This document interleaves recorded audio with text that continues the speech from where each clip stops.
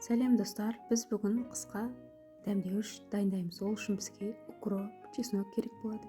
Мынау менің дайындап қойған рецептім. Міне турап дайындап қойғанмын тәтті бұрыштарды. Енді бәрін қазір турап көзіңіз алдыңызда араластырамыз. Ең бірінші чеснокты тураймыз, осылай майдалай.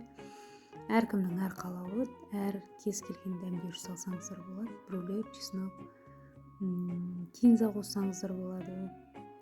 Мен мына жерде қазір укроп пен кинза қосамын. Кинзаны қосамыз. Ең бірінші балғын, таза жуылған укропты алып, оны майдалап тураймыз. Осылай көріп тұрғандарыңыздай майдалап турап аламыз да, қазір бәрін араластырамыз. Осындай қызыл тәтті бұрыштарыңыз жуылған таза болу керек. Міне салдық. Енді кезек укропқа. Бұл жерде бұны да майдалап тураймыз. Бұл тәтті бұрыштарды қыста кез келген тағамға қосуға болады. Оның ішінде сорпа, қуырылған, лағман тамақтарға қыста таптырмас. Осындай көкөністер, қатырылған көкөністер тамағымызға дәм береді.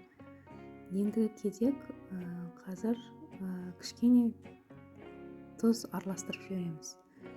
Әркімнің бұл да өз қалауы. Тұз араластырсаңыз да болады, бұрыш араластырсаңыз да болады, қоспасаңыз да болады.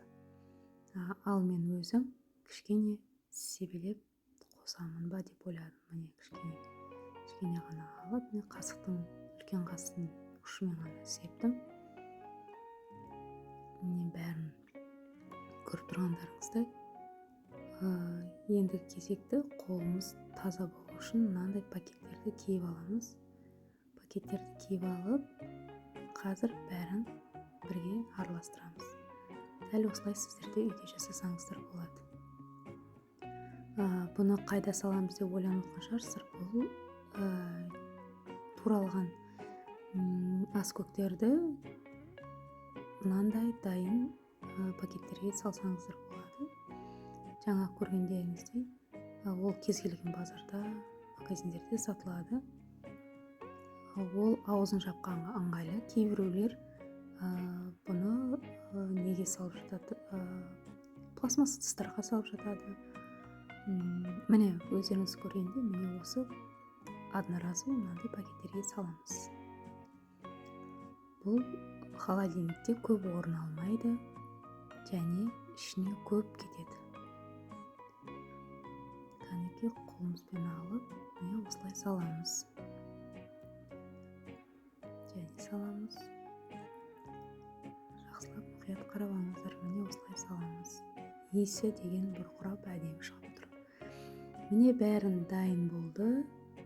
Мінекей көлеңкеге салдық. Енді бұны морозильнигімізге саламыз. Сіздерге ұнасты деп ойлаймын. Егер ұнап жатса, каналымызға тіркеліп, лайк басып кетуді ұмытпаңыздар. Бізді қарап жүріңіздер, тағы да рецепттер болады. Сау болыңыздар.